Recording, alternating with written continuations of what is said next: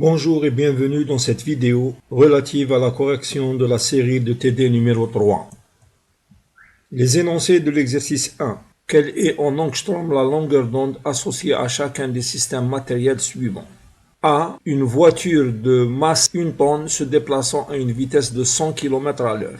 B. Une balle de fusil de 2 grammes dont la vitesse est 700 mètres par seconde. C. Un proton accéléré par une tension de 150 volts dans le vide. D. Un électron d'énergie cinétique égale à 54 électronvolts. E. Conclusion. Correction de l'exercice 1. Onde associée de De Broglie. À toute particule en mouvement, on associe une onde. La longueur de l'onde associée est donnée par la relation de De Broglie, lambda égale h sur mv, où h représente la constante de Planck, m la masse de la particule, v la vitesse de la particule.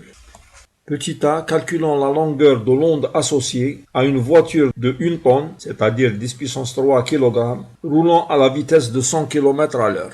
La vitesse est égale à 100 km par heure. On convertit en mètres par seconde, donc elle sera égale à 100 par 1000 sur 3600 en mètres par seconde. La longueur d'onde associée est lambda égale h sur mv. H vaut 6,63 10-34. La masse vaut 10 puissance 3 kg et la vitesse 27,778 mètres par seconde. On trouve lambda égale 2,39 10 puissance moins 38 mètres, c'est-à-dire 2,39 10 moins 28 angstroms. Cette valeur est très faible comparée à la taille du véhicule.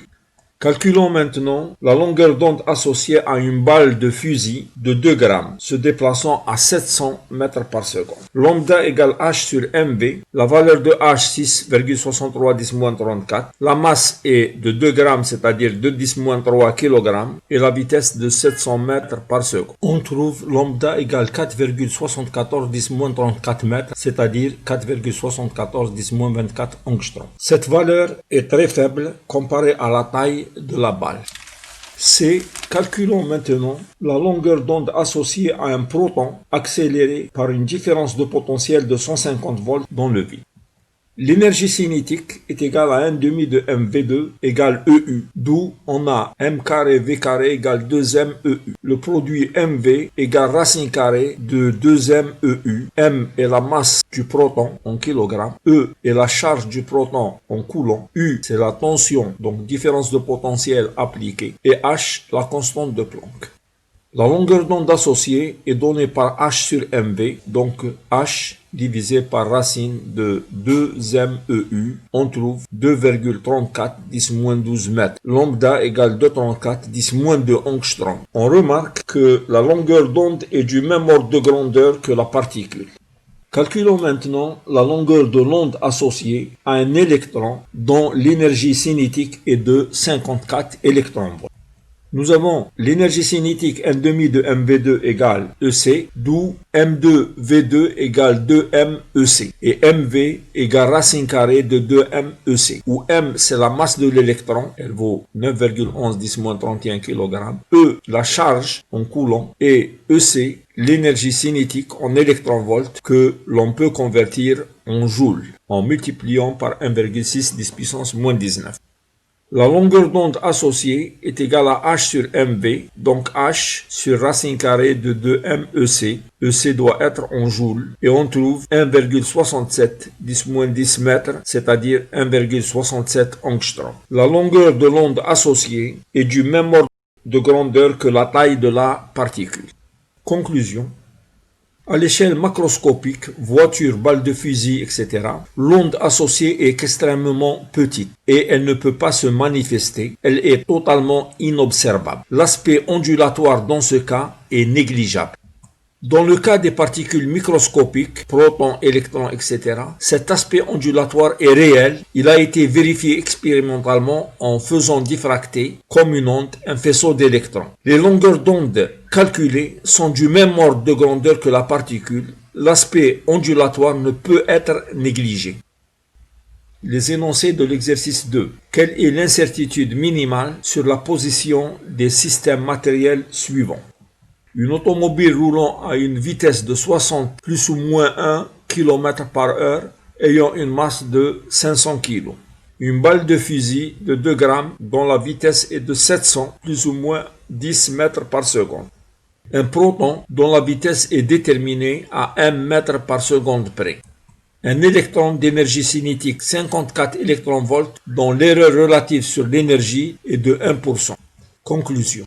D'abord, rappelons en quoi consiste l'inégalité d'Heisenberg. Appelé aussi principe d'incertitude, ce principe affirme qu'on ne peut pas connaître simultanément la quantité de mouvement, P égale mv, d'une particule et sa position x. Il s'ensuit la relation mathématique suivante, delta x, delta p, supérieur ou égal à h sur 2p. Delta x est l'incertitude sur la position, delta p est l'incertitude sur la quantité de mouvement, P égale mv. En écrivant delta P égale M delta V, l'inégalité d'Heisenberg devient delta X delta V supérieur ou égal à H sur 2pi M. Petit 1, calculons delta X pour une voiture roulant à une vitesse de 60 plus ou moins 1 km par heure et de masse 500 grammes. Delta V égale 1 km par heure, donc en mètres par seconde égale 1000 sur 3600 mètres par seconde. Delta X égale H sur 2pi M delta V en remplaçant. On trouve delta x supérieur ou égal à 7,6 10 puissance moins 37 mètres égale 7,6 10 puissance moins 27 angstrom. L'inégalité d'Heisenberg appliquée à la voiture donne une précision remarquable. La voiture est localisée avec une très bonne précision. Calculons maintenant delta x pour une balle de fusil de 2 grammes ayant une vitesse de 700 plus ou moins 10 mètres par seconde. Delta x supérieur ou égal à 2pi m delta v en remplaçant h par 6,63 10-34, 2pi m 2 10-3 kg et delta v égale 10 mètres par seconde. On trouve delta x supérieur ou égal à 5,28 10-33 mètres, ce qui donne 5,28 10-23 angstrom. Donc, la balle est localisée avec une très bonne précision. On peut connaître simultanément sa vitesse et sa position avec précision. Calculons delta x pour un proton dont la vitesse est connue à 1 mètre par seconde près. Delta x supérieur ou égal à h sur 2pi m delta v, on remplace par les valeurs et on trouve delta x égale 630 angstrom. Le proton est localisé à 630 angstrom près. Cette incertitude est trop grande par rapport à la taille du proton qui est de l'ordre de 10-15 mètres. On ne peut pas localiser le proton avec précision si on connaît la vitesse à 1 mètre par seconde près. Calculons delta x pour un électron d'énergie cinétique égale à 54 électronvolts avec une erreur relative sur l'énergie cinétique égale à 0,01. L'énergie cinétique EC est égale à 1 demi de mv2. La dérivée logarithmique de cette expression donne d2 EC sur EC égale 2 fois dv sur v, d'où l'incertitude delta EC sur EC égale 2 fois delta v sur v. À partir de l'expression de l'énergie cinétique, on peut tirer la vitesse v égale racine carrée de 2 EC sur m. L'application numérique donne une vitesse de 4,36 10 puissance 6 mètres par seconde. Pour calculer delta v, nous avons delta EC sur EC égale 2 fois delta v sur v, d'où delta v égale v sur 2 que multiplie delta EC sur EC. L'application numérique donne 2,18 10 puissance 4 mètres par seconde. L'inégalité d'Heisenberg s'écrit delta x supérieur ou égal à h sur 2pi m delta v. L'application numérique donne delta x égale 53 10-10 mètres, c'est-à-dire 53 angstrom. Delta x égale 53 angstrom est très grand par rapport à la dimension de l'électron, donc on ne peut pas localiser l'électron. Si on connaît sa vitesse, on ne peut pas connaître sa position. Conclusion.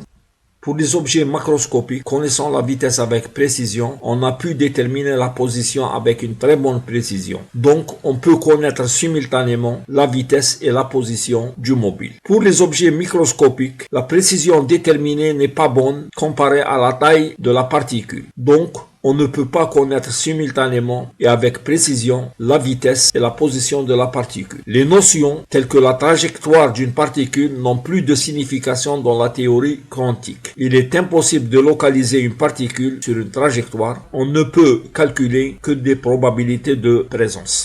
Exercice 3. Sachant que l'énergie cinétique d'un électron sur un niveau n d'un hydrogénoïde est égale à la valeur absolue de l'énergie totale de cet électron sur le même niveau.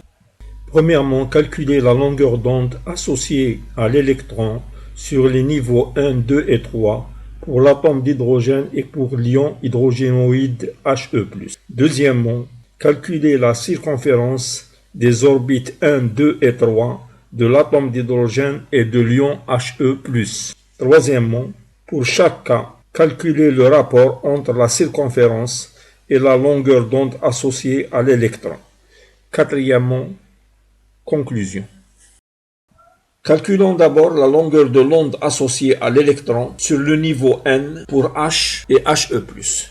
L'énergie cinétique est égale à la valeur absolue de l'énergie totale. Donc, on aura 1/2 de mVn carré égale E0 n carré sur Z carré. Avec E0 égale 13,6 électronvolts. Nous avons eu l'occasion de le calculer en cours.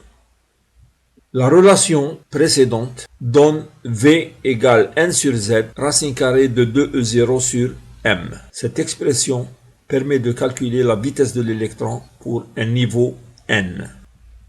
La longueur d'onde associée à cet électron sur le niveau n est lambda n égale h sur m Vn, avec Vn égale n sur Z racine de 2E0 sur m. Cette expression avec le calcul de la vitesse nous permet de calculer lambda n. Calcul de la circonférence de l'orbite n de l'atome d'hydrogène et de l'ion hydrogénoïde He+.